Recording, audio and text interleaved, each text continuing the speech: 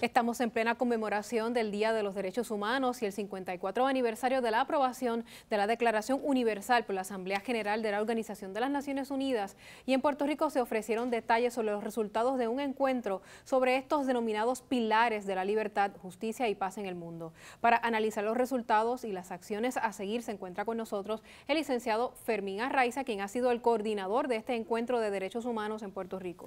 Buenas noches. Es una actividad que se efectuó durante todo este fin de semana y me imagino que habrá cierta amplitud de los temas que se discutieron dentro de lo que conocemos que son los derechos humanos, ¿no?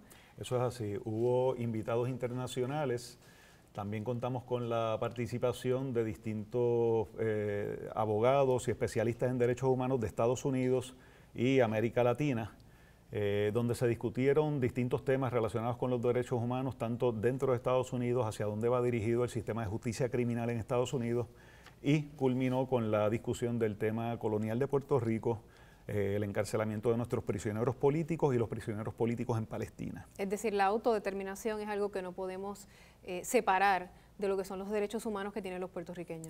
Definitivamente, de acuerdo a la Declaración Universal de Derechos Humanos y a lo que se conoce como la Carta Internacional de los Derechos Humanos, que incluye el Pacto Internacional de Derechos Civiles y Políticos y la Convención para los Derechos Económicos, Sociales y Culturales, se supone que es muy difícil de alcanzar el respeto y la promoción de los derechos humanos individuales si no se respeta el derecho a la autodeterminación de los pueblos. ¿Existe tal cosa como una colonia por consentimiento?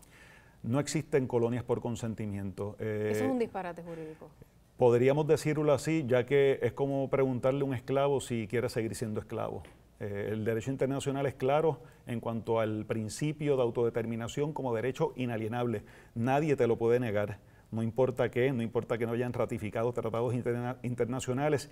Y dentro del derecho a la autodeterminación se incluye también el principio de no anexión, discutido por la Corte Internacional de Justicia en el caso sobre las consecuencias legales de la presencia ilegal de Sudáfrica en Namibia. En ese contexto, en el contexto político de Puerto Rico y de otros países que enfrentan situaciones, pues obviamente no son idénticas, pero podemos mirarnos también en ese espejo, ¿cómo se ve el plebiscito que se realizó y si eso realmente significa o debe significar para los puertorriqueños una gestión encaminada a la autodeterminación? Sí, la postura de la comunidad internacional en cuanto a los plebiscitos es que no se deben incluir alternativas coloniales o que hayan sido excluidas previamente por la comunidad internacional. Este plebiscito realmente ante la comunidad internacional lo que tiene es el efecto de una encuesta. Es una encuesta, y para Estados Unidos también, una encuesta para determinar cuál es la voluntad de la mayoría de los puertorriqueños en cuanto a unas alternativas que se le están presentando que no necesariamente cumplen con los requisitos del derecho internacional. En términos de la autodeterminación, ¿cómo usted entiende que es el proceso idóneo para lograr la autodeterminación de Puerto Rico, para salirnos de ese estatus territorial, aunque sabemos que hay un sector político de la población que se ha negado, aun cuando reconocen que estamos sujetos a los poderes plenarios del Congreso, no quieren llamar estos territorios de ninguna forma, pero sabemos que lo es? Es correcto. Esa pregunta... ¿Por dónde se debería empezar? ¿Una asamblea constituyente puede ser una buena herramienta? Yo entiendo que no. A mí me parece que la herramienta principal se debe utilizar a través de la redistribución de las riquezas por parte del gobierno, crear condiciones de trabajo que sean dignas para toda la población de Puerto Rico, sin excepción alguna, y tratar de lograr un nivel de autosuficiencia económica, autosuficiencia alimentaria, energética, que algunos partidos emergentes lo han planteado, porque es de la única forma que tú rompes con el cautiverio al que tienen sometido al electorado. El electorado aquí funciona a base del mantengo. La economía de Puerto Rico es una economía totalmente dependiente y en esas condiciones tú no puedes poner a votar un pueblo. Una dependencia económica promovida por los Estados Unidos. Promovida por Estados Unidos y por los gobernantes de turno en Puerto Rico. Y en ese sentido se llama la atención a la comunidad internacional para que se respete el derecho de los puertorriqueños a podernos mantener por nosotros mismos. Una vez uno rompe con esos vínculos de dependencia, entonces el pueblo de Puerto Rico estaría en condiciones de votar.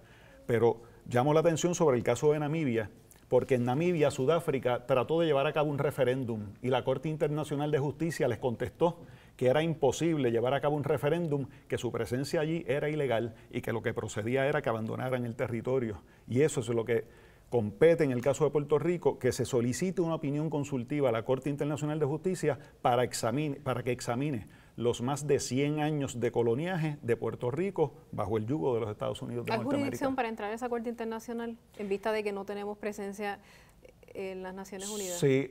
¿Cuál es la llave para entrar ahí? La Asamblea General de Naciones Unidas. Cuando uno tiene estados o pueblos como Puerto Rico, a los que no se les reconoce personalidad jurídica, se puede llegar a la Corte Internacional de Justicia a través de opiniones consultivas. Para una opinión consultiva, el Estado demandado no tiene que consentir. El hecho de que Palestina haya comenzado a ser reconocido de forma más formal por las Naciones Unidas, ¿abre la puerta también para Puerto Rico? A Palestina se le está reconociendo desde el 1948, cuando se creó el Estado de Israel, y todavía no se le reconoce una personalidad jurídica plena. Pero hubo unos cambios recientes que se dieron en el contexto de Palestina, ¿no? Los hay, y están las conversaciones de paz de Oslo, allá para 1995, todas han sido violadas por Israel, al igual que Estados Unidos violenta el derecho a la autodeterminación de Puerto Rico. Rápidamente, que ya nos tenemos que irnos, ¿qué otro derecho internacional es de preocupación en el contexto puertorriqueño? Sí, dentro de Puerto Rico nos preocupa la desigualdad que existe en términos de las prioridades que se le dan a las escuelas. Por ejemplo, las escuelas privadas, no todo el mundo tiene el mismo acceso a la educación. Es un problema que compartimos con otras poblaciones en Estados Unidos, principalmente poblaciones de latinos y descendientes de africanos.